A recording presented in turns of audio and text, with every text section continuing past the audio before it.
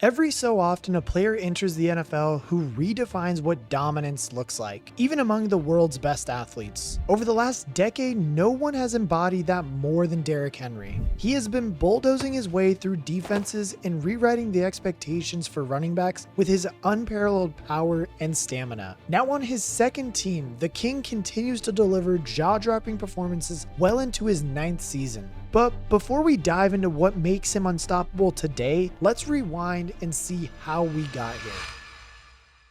Now, I've been looking to find the best deals for NFL games this upcoming season because I've really been wanting to go to a lot of the games this year. I am in Arizona, so I can go to the Cardinals games, but I'm going to New Orleans this year, and we're going to talk about that in a second. But thanks to SeatGeek for sponsoring this video, so that way I can go to as many NFL games as I want to. With over 28 million downloads, SeatGeek is the #1 rated ticketing app, and there are more than 70,000 events on SeatGeek, including concerts, sports, festivals, and more. As a matter of fact, I'm taking a trip to New Orleans this year to go see my favorite team, the New Orleans Saints, play, and had to use SeatGeek to get my tickets all locked up for the game. They put all the tickets across the web in one place to make sure you are getting a good deal, and each ticket is rated on a scale of 1 to 10. So look for the green dots because green means good and red means bad. Baseball playoffs are just getting started, and the NFL schedule is in full swing, and you don't want to miss out. And I mean, SeatGeek has got you covered for every game. Plus, if you want to go to a concert, they've got artists like Luke Combs, Post Malone, and the Blink-182 tour that you can attend. And look, you guys know I had to come through for you, so make sure to use code KRICH to get $20 off your tickets at SeatGeek. Again, that's $20 off using my code KRICH in the description. So make sure you guys click the link in the description to download the app. And thanks again to SeatGeek for sponsoring today's video. But for now, let's hop back in. Derrick Henry emerged out of high school as one of the most dominant players of all time. Oh, he's so big. Gets the first down. He's just a monster. And there he goes. Man child. He's gone. I mean, there are times where I'll catch a glimpse of him and be like, man, it's a big freaking dude, yeah. As the lead back for Yulee High School in Florida, Henry averaged nearly 9 yards per carry over his career, totaling over 12,000 rushing yards and 153 touchdowns in 4 years. It's no wonder that a guy who makes NFL defenses look so small was so dominant against actual kids. You break the rushing record in Florida, you go for 2,500, 2,500, 2,500, 4,000. I looked at the carries as well, though. Your coach should be in jail. They gave him the football 462 times. I had the ball like 57 times in one game. Yeah, I know. I knew where the ball was going pre-snap. After games, like my coach would be looking crazy. He'd be like, "You all right? Your body feel good? You feel good?" I'm like, "Yeah, coach, I'm straight." Not thinking how crazy it is. As the older I get, I'm like, I carry the ball 57. Right. Well, what the fuck? You tripping. And yet, it's still incredible how much he was able to accomplish. Going into the 2013 recruiting class, Henry was listed as 12th overall in the country and #1 at his position, and eventually enrolled at the University of Alabama. What influenced your decision to go to Bama first? I was a Florida fan growing up, and like whenever I came out of high school, it was just like once Urban left. And then whenever I was coming out of high school, Urban had left because they started recruiting me for a little bit. Mm-hmm. He ended up leaving, and then Muschamp took over. Yeah. And Dan Quinn was recruiting me, and the whole recruit process was smooth. I was rocking with Dan Quinn. He was cool as hell, and I was visiting Florida a lot. And Charlie Weiss was the offensive coordinator at the time too. But I don't know, and then I was visiting Georgia, and I was visiting Bama, and I was visiting Tennessee, and I don't know, it was just like, it just ain't feel like the foundation was laid, and it was like set, and it just ain't feel consistent. At the time, Alabama was in the midst of a generational college football dynasty, coming off back-to-back national championships in 2011 and 2012 under Nick Saban. But for someone with such high pedigree in Derrick Henry, his college career didn't go exactly as you would expect. As a true freshman, Henry didn't get to see much of the workload, with sophomore TJ Yeldon as the lead back, getting over 1,200 yards and 14 touchdowns for the Tide. Despite his size at 19 years old, Henry was only given 35 carries in his first year, which he more than took advantage of, averaging 10.9 yards per attempt. He also took his lone reception on the year for a 61 touchdown, because of course he did. Unfortunately though, the season didn't quite finish like Alabama had hoped, ending on a 35-45 loss to number 13 Oklahoma in the Sugar Bowl. 2014 though saw Henry start to take over more of the backfield. Still, another down year, and Alabama failed to achieve its previous success, once again losing in the Sugar Bowl, this time getting torched by Ezekiel Elliott and the Ohio State Buckeyes to end their season. With the conclusion of the 2014 season, TJ Yeldon officially declared for the NFL draft and was selected by the Jacksonville Jaguars in the second round. Finally, it was officially Derrick Henry's backfield for the taking, and he did not disappoint. Jay Coker was the starting quarterback for Bama without any previously starting experience, so the game plan was abundantly clear: give the ball to Derrick Henry. Alabama took that strategy to heart, giving the ball to their lead back over 400 times on the campaign. The Tide rode Henry's meteoric success to an incredible season. After a Week 3 loss to Mississippi, Alabama wouldn't drop another game for the remainder of the campaign. Some of Henry's best performances along the way included his 254-yard game against Texas A&M, his 271-yard game against Auburn, and of course, his 158 yards and 3 touchdowns to close out the national championship game against Clemson. After 2 years of being on the bench, Derrick Henry brought Saban and Alabama back to the mountaintop. And the only question that remained is, why didn't they get the ball to him sooner? And then my third year, I was like, you know what? This is the year I'm starting. If we're going to win, it's put it all on me. And what happened? How many yards did you get that I took year? home the Heisman, home the Dope Walker. What'd the bank account look I took like? home the Walter Camp. What'd the bank account look took like? home Oh, yeah, the phone number. Maxwell. Yeah. And I took home a ring. Who in your family got jobs? Say what? Who in your family got jobs? Houses. All those trophies got jobs. They went on this shelf.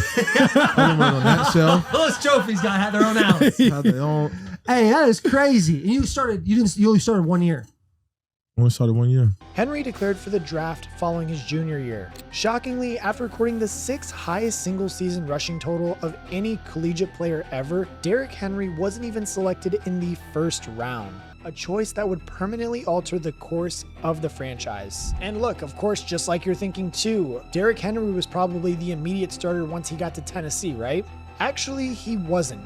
The Titans had just acquired DeMarco Murray in the offseason, and he experienced a career resurgence in Tennessee after a down season in Philly. Murray was the true workhorse, amassing over 350 handoffs and targets, which culminated into a 1,600-yard, 12-touchdown Pro Bowl campaign alongside rookie quarterback Marcus Mariota. Henry still did get some work, but nothing near what you'd expect during his last season at Bama, taking only 110 handoffs for a respectable 490 yards and 5 end zone trips of his own. And I mean, honestly, even in Mike Mularkey's just kind of smash-mouth game plan that he had, they still couldn't find a way to get Derrick Henry the ball more. Oddly enough though, his 2017 progression followed similarly to what he did in college as well. Although Murray was still the lead back, he and Henry were given a much more even share of the workload, about 180 carries each. And Murray's production dropped off significantly. Still, Henry's role was far from ideal. He led the team with just 744 rushing yards, but showed some great flashes in a 131-yard game against the Indianapolis Colts and a 109-yarder versus the Houston Texans. The Titans went 9-7 for the second year in a row under Mularkey and lost a brutal playoff game to Tom Brady and the New England Patriots. Ultimately, franchise owner Amy Adams Strunk decided to move on from Mularkey and look for a different head coach, eventually landing on Mike Vrabel. The 3-time Super Bowl champion linebacker and Houston Texans defensive coordinator is the new man in charge.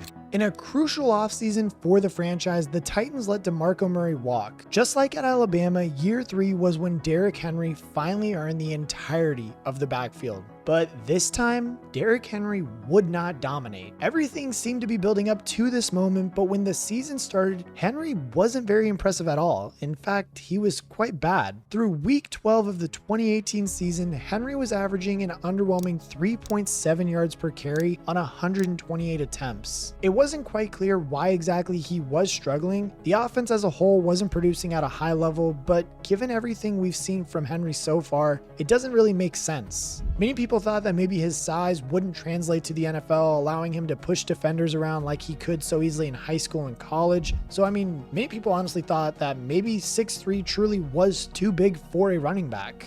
The Tennessee Titans Week 13 matchup, though, at home came against the division rival Jaguars on Thursday Night Football. It was a great opportunity for the 6-6 Titans to show the world what kind of team they were, but nobody could have possibly expected what transpired.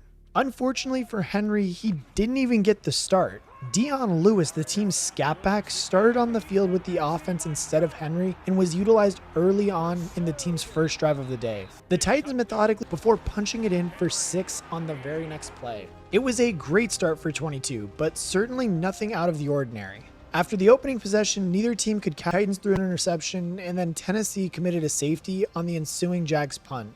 A 14-play response by the Jags marched all the way down to the Titans' 1-yard line before being stuffed on the goal line and setting the Titans up on the brink of disaster. The one and looking for a little breathing room, and they get that and plenty more. Derrick Henry still going. The craziest part too is it didn't stop there. The Titans were doing anything they could to get the ball to Derrick Henry for the remainder of the game, even directly snapping it to him out of the Wildcat, and he simply could not be stopped.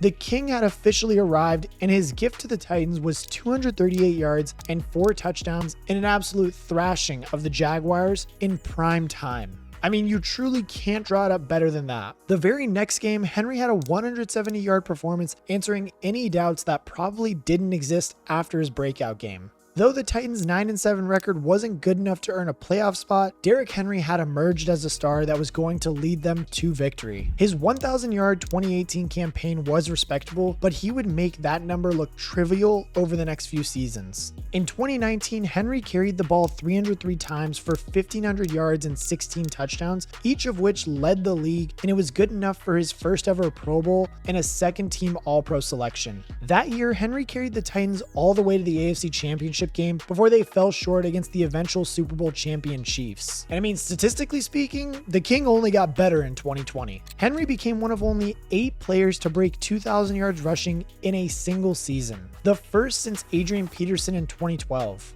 That campaign was good enough to earn Henry the Offensive Player of the Year award, which went alongside his first team All-Pro nod and another Pro Bowl selection. Henry was on pace to break all-time records in 2021 before a foot injury ultimately cut his season short, but afterwards, he still logged 2 more highly successful seasons in Tennessee.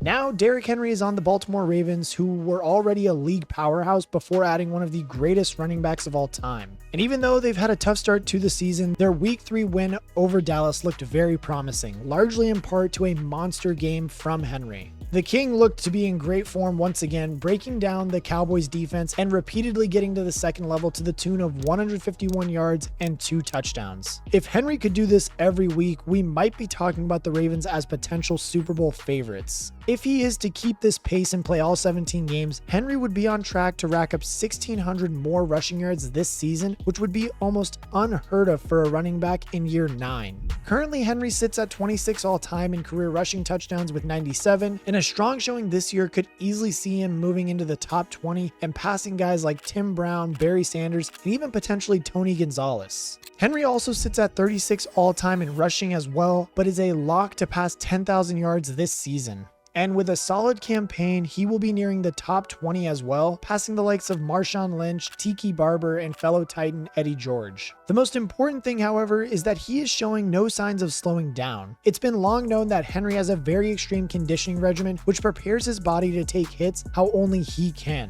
But now in year 9, when most running backs would be actively decaying, he's continuing to thrive. The question is, how long can he actually keep this up for? A couple more seasons and he is squarely in the top 20, but a few more productive seasons and he could be eyeing the top 10. Regardless though, he's already been one of the most dominant players at his position over the last decade and has broken countless records. Long story short, Derrick Henry belongs in the NFL Hall of Fame now that he's paired with Lamar Jackson and the Ravens' dynamic rushing attack, and he might just get a ring this year to solidify his case.